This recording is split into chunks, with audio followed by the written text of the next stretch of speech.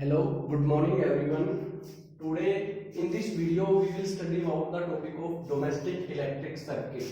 Domestic electric circuit का मतलब होता है हमारे घर में जो वायरिंग सिस्टम होता है, जो पोल से केबल आती है, उसके बाद मीटर में केबल आती है जिसको हम एनर्जी मीटर बोलते हैं, और उसके बाद हमारे घर में डिस्ट्रीब्यूशन जाती है, सारा उसका अरेंजमेंट समझाया गया है। तो उस सर्किट को, पूरे सर्किट को हम डोमेस्टिक इलेक्ट्रिक सर्किट बोलते हैं। इस डोमेस्टिक इलेक्ट्रिक सर्किट के क्या क्या फीचर्स है, जो हमारे घर में जो सर्किटिंग होती है उसमें क्या क्या सिस्टम है, किस तरीके से सर्किटिंग होती है। देखो, बाहर पोल से जो केबल के थ्रू आउट हमारे घर के अंदर एनर्जी मीटर के अंदर वायर्स के थ्रू आउट पहले करंट आता है, फिर उसके बाद घर के अंदर मेन फ्यूज के थ्रू आउट होते हुए, मेन स्विच बोर्ड के थ्रू आउट होते हुए घर के अंदर डिफरेंट डिस्ट्रीब्यूशन बोर्ड्स के अंदर सप्लाई होता है। तो इसके अंदर जो जो पॉइंट्स है, कुछ पॉइंट्स है जहां से हम लोग स्टार्टिंग करते हैं, जो डोमेस्टिक सर्किट के अंदर स्टडी किए जाते हैं। सबसे पहला है, फर्स्ट पॉइंट है इलेक्ट्रिक केबल्स, या जिनको बोलते हैं ओवरहेड वायर्स। जो वायर्स होती है, देखो आप लोगों के पास, the electric power to a house supply,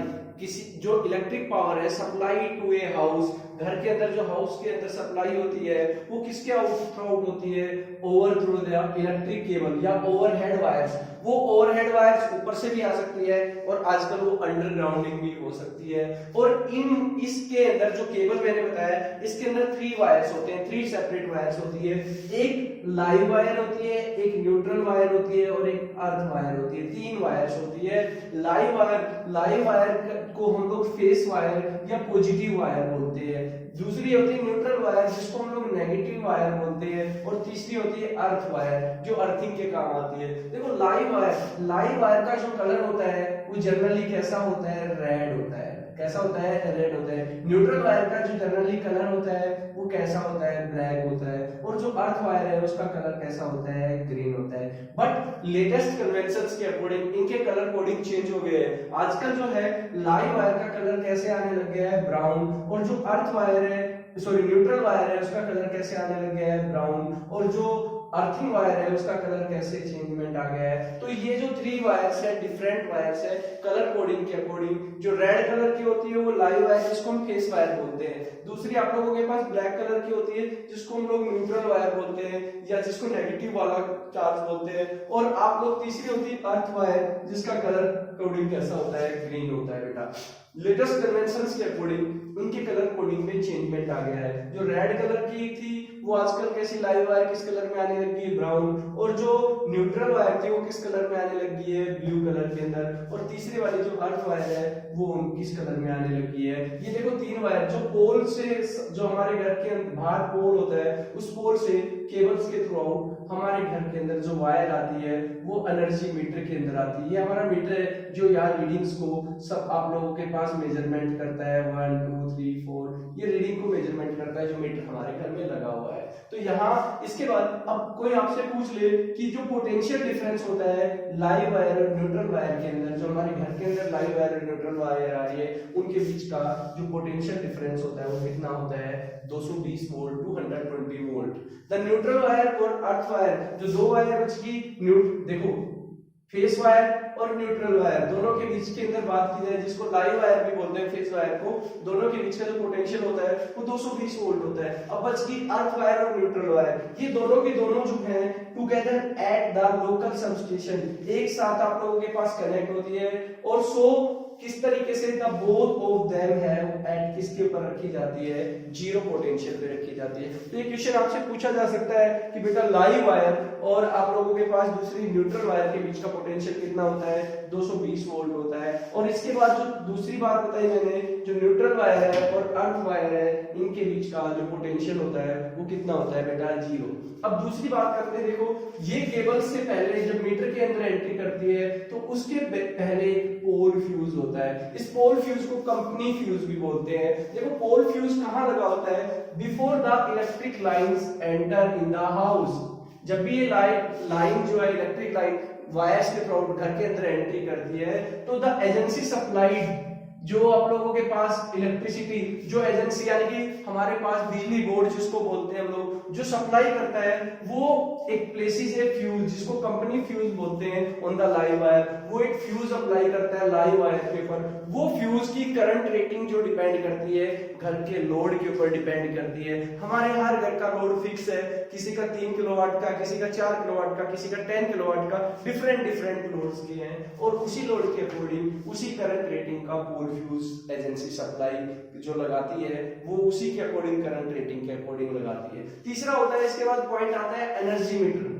अब पोल फ्यूज के बाद जो है, कंपनी फ्यूज के बाद जो है, वो केबल किससे कनेक्ट होती है, हमारे पास जो एनर्जी मीटर से होता है उससे कनेक्ट होती है। वो एनर्जी मीटर क्या काम करता है, रिकॉर्ड करता है कितनी यूनिट कंज्यूम घर में हो रही है, जिनको हम लोग किसकी फॉर्म में रिकॉर्डेड करते हैं, किलोवाट आवर। क्योंकि 1 किलोवाट आवर का मतलब होता है बेटा 1 यूनिट। क्या होता है 1 किलोवाट आवर का मतलब, क्या होता है 1 यूनिट। जो घर के अंदर जो इलेक्ट्रिसिटी आ रही है उनकी जो रिकॉर्डिंग कर रहा है कि कितनी यूनिट कंज्यूम हमारे घर में हो रही है, वो एनर्जी मीटर में हो रही है, और इन द फॉर्म ऑफ किसकी फॉर्म में हो रही है, किलोवाट आवर की फॉर्म के अंदर। और अर्थ वायर जो होती है from the metre is locally earthed in the compound of house. हमारी जो अर्थ वायर होती है घर में जो कंपाउंड्स होते हैं उनसे कनेक्ट होके लोकली कहां कनेक्ट होती है, आप लोगों के पास अर्थ के अंदर कनेक्ट होती है। इसके बाद आते हैं ये एनर्जी मीटर के बाद हमारे पास ये एक मेन स्विच होता है। मेन स्विच से पहले मेन फ्यूज लगाया जाता है। आप लोगों ने अपने घर में देखा होगा मीटर से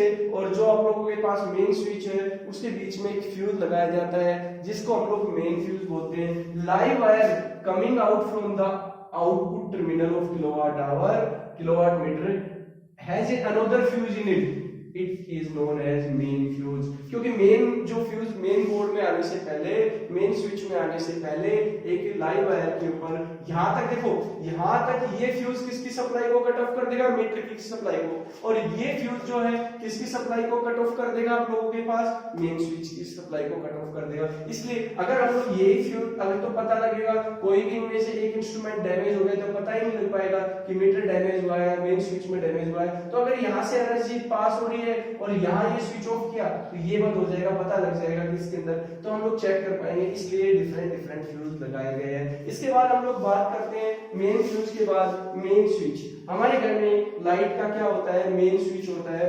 बियॉन्ड द मेन फ्यूज के पीछे हमारे घर में एक मेन स्विच लगाया जाता है, और वो मेन स्विच जो होता है live wire and neutral wire are connected, दोनों कनेक्टेड होती है। लाइव वायर भी होती है और कनेक्ट दूसरी कौन सी होती है, न्यूट्रल वायर भी। ये ऊपर वाली कौन सी है, ये वायर कौन सी है, लाइव वायर है, और ये वायर कौन सी है आप लोगों के पास, न्यूट्रल वायर है। दोनों कनेक्टेड है, मेन स्विच है। और it is a double pole fuse, इसमें दो फ्यूज होते हैं, एक लाइव डबल पोल फ्यूज होते हैं, एंड हैज आयरन कवरिंग। इसकी जो कवरिंग होती है बाहर से ये आयरन की होती है, और ये याद रखना ये आयरन की कवरिंग जो होती है अर्थ वायर से कनेक्ट होती है। क्यों कनेक्ट होती है, कई बार इसमें शॉर्ट सर्किटिंग हो गई और वो लाइव वायर जो है इस मेटलिक बॉडी से टच होगी, आयरन की बॉडी से टच होगी, तो इस पूरे मेन स्विच के अंदर भी क्या फ्लो होने लग गया, करंट। अगर वो अर्थिंग नहीं होगी तो वो करंट हमें क्या दे सकता है, शॉक दे सकता है अगर हम उसको टच करेंगे तो। बट इसमें डबल पोल फ्यूज होता है। डबल पोल फ्यूज के अंदर का मतलब क्या हो गया,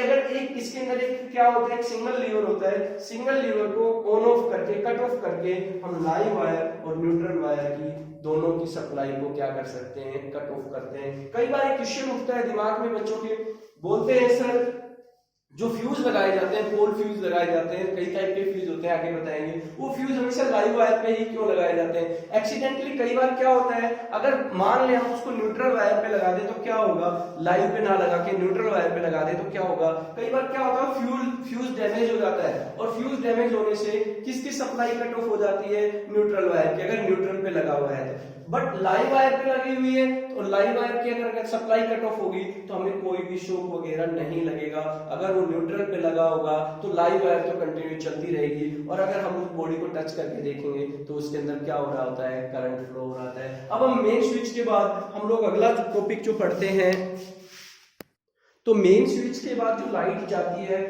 वो लाइट मेन स्विच के बाद हमारे घर के अंदर डिस्ट्रीब्यूशन बोर्ड्स के अंदर सप्लाई हो जाती है। डिस्ट्रीब्यूशन बोर्ड का मतलब जो आप लोगों के पास देखा होगा, जो मेन स्विच होता है, मेन स्विच के बाद एक बहुत बड़ा बॉक्स लगा होता है घर में, जहां से सारे घर की कनेक्टिविटी होती है, वहां पे डिफरेंट एमसीबीज लगी होती है, तो उसको हम लोग डिस्ट्रीब्यूशन बोर्ड बोलते हैं। Power line wirings coming from the main switch के बाद जो लाइट जाती है are taken to the distribution board. कहां जाती है वो? मेन स्विच के बाद जो लाइट जाती है वो डिस्ट्रीब्यूशन बोर्ड, और डिस्ट्रीब्यूशन बोर्ड से it is from the distribution board that the wires go from the different part of our house throughout the fuses in the board। वहाँ डिस्ट्रीब्यूशन बोर्ड से डिफरेंट वायर्स जो है घर के different compartment में, different parts में जाती है। किसके थ्रू आउट? आप लोगों के पास फ्यूजेस इन द बोर्ड में आप लोगों ने देखा हुआ डिस्ट्रीब्यूशन बोर्ड में डिफरेंट एमसीबी रेट लगी होती है, अलग अलग करंट रेटिंग की लगी होती है। तो वहां से उस डिस्ट्रीब्यूशन बोर्ड से वायर्स के थ्रू आउट जो है डिफरेंट पार्ट ऑफ हाउस में आप लोगों के पास क्या होता है? फ्यूजेस के थ्रू आउट वायर्स जाती है। अब घर के अंदर जो वायरिंग का सिस्टम होता है बेटा, वो वायरिंग का सिस्टम दो तरीके का होता है। देखो, जिसको हाउस वायरिंग बोल रहे हैं, पुराने पैटर्न में तो क्या होता था? रिंग सिस्टम चल रहा था, बट आजकल वो रिंग सिस्टम को रिप्लेस करके ट्री सिस्टम बनाया जा रहा है। देखो, रिंग में अभी इनके फीचर्स में आएगा। रिंग का मतलब एक कॉमन सा आप लोगों के पास बना दूं, और एक ट्री के अंदर मैं आपको बताऊं डिफरेंट आप लोगों के पास मेन डिस्ट्रीब्यूशन बोर्ड से। देखो, अगर ट्री सिस्टम में बीच में से कहीं से भी इसका कनेक्शन ब्रेक हो गया तो देखो हमारे पास सारा सिस्टम ब्रेक हो जाएगा। बट ट्री सिस्टम में अगर एक सिस्टम यहाँ से ब्रेक हो गया तो बाकी तो कंटिन्यू रनिंग में रहेंगे। तो हमारे पास हाउस वायरिंग जो है उसके अंदर दो सिस्टम ऑफ वायरिंग है, by which the power is distribution in the house. हमारे घर के अंदर जो पावर डिस्ट्रीब्यूट की जाती है वो दो वायरिंग सिस्टम होता है। एक हमारे पास होता है बेटा ट्री सिस्टम, और एक हमारे पास होता है बेटा रिंग सिस्टम। ट्री सिस्टम में आजकल जो है वो क्या किया जा रहा है? We shall describe the tree system of the wiring. हम कौन से सिस्टम को डिस्क्राइब करेंगे? ट्री सिस्टम को। क्यों? क्योंकि through out the ring system is rapidly replacing by the tree system. जो है रिंग सिस्टम को चेंज करके हम किसको फॉलो कर रहे हैं? ट्री सिस्टम को फॉलो कर रहे हैं। तो रिंग को छोड़ के हम ट्री सिस्टम को फॉलो कर रहे हैं, तो किन रीजंस के कारण हम लोग इसको फॉलो कर रहे हैं वो देखते हैं हम अभी। तो जो ट्री सिस्टम और जो रिंग सिस्टम ऑफ वायरिंग है, दोनों में ट्री सिस्टम के कुछ एडवांटेज भी हैं, और एडवांटेज होने के साथ साथ इसके कुछ डिसएडवांटेज भी हैं। तो हम लोग वही चीज डिस्कस करते हैं कि salient features of the tree system of wiring. Means जो ट्री सिस्टम ऑफ वायरिंग होता है उसकी बेटा क्या एडवांटेज है, क्या क्या उसके बेनिफिट्स है। देखो, different circuits of are connected in parallel so that there is a short circuit. मतलब मींस डिफरेंट सर्किट्स होते हैं, इस रूम की लाइट, दूसरे रूम की लाइट सब पैरेलल कनेक्ट होती है। उनका सबका मेन जो पॉइंट होता है वो कहां होता है? डिस्ट्रीब्यूशन में होता है। अगर शॉर्ट सर्किटिंग होती है कहीं वन डिस्ट्रीब्यूशन बोर्ड में, एक सर्किट में, एक रूम में कहीं शॉर्ट सर्किटिंग होती है, तो उसी रूम का फ्यूज जो है वो डैमेज हो जाएगा। बाकी अदर रूम्स के अंदर इलेक्ट्रिसिटी सप्लाई जो होगी वो कंटिन्यूटी में रहेगी without affecting the supply of other. Means तो ये आप लोगों के पास ट्री सिस्टम का फायदा है कि अगर शॉर्ट सर्किटिंग कहीं एक रूम के अंदर होती है तो उस रूम की ही पर्टिकुलर एमसीबी डिस्ट्रीब्यूशन बोर्ड से डाउन हो जाती है, बाकी अदर रूम्स के अंदर सप्लाई जो है वो अफेक्टेड नहीं होती, वो कंटिन्यू चलती रहती है। कई बार देखा होगा किसी रूम में शॉर्ट सर्किटिंग होती है तो उसकी देखा होगा मेन डिस्ट्रीब्यूशन बोर्ड से एमसीबी डाउन हो जाती है, बाकी अदर्स की जो है वो कंटिन्यू चलती रहती है इलेक्ट्रिक सप्लाई। तो ये ट्री सिस्टम का फायदा है पहला। सेकंड है, ट्री सिस्टम में क्या होता है? न्यूट्रल वायर जो होती है और अर्थ वायर जो होती है वो हर रूम में कॉमन होती है, ऑल सर्किट्स के अंदर। सिर्फ और सिर्फ डिफरेंट जो होती है, जो डिस्ट्रीब्यूशन बोर्ड से जो डिफरेंस आती है वो कौन सी आती है? लाइव वायर आती है। तो बाकी आप लोगों के पास सबके अंदर वो क्या चलेगी? कॉमन चलेगी। तो उससे हमारे पास जो है आप लोगों के पास क्या हुआ? उसके इसके अंदर कॉस्ट जो है वो कम हो जाती है, जो एक्सपेंडिचर है वो कम हो जाता है। तो फायदा है हमें अगर कम हो रहा है तो न्यूट्रल वायर और अर्थिंग वायर जो होती है वो हर रूम के लिए बेटा क्या होती है? सेम होती है, डिफरेंट होती है। तो वो सिर्फ और सिर्फ क्या होती है आप लोगों के पास?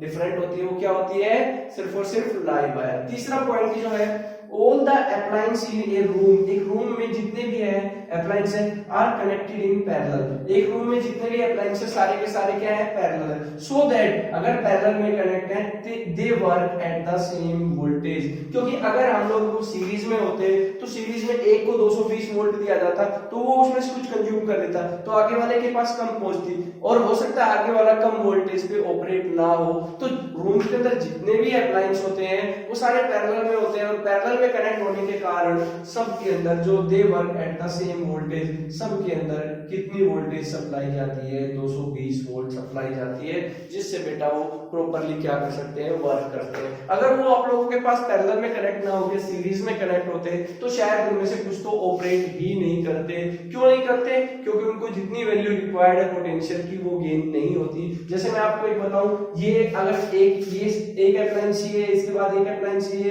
एक अप्लायंस ये, इस तरीके से 3 अप्लायंस कनेक्ट है, तो अगर हम लोग यहाँ पे देखते तो पहले से दूसरे में, दूसरे से तीसरे में तो कुछ डिवाइड होती हुई चली जाती और सेम पोटेंशियल सबके अंदर नहीं जा पाता।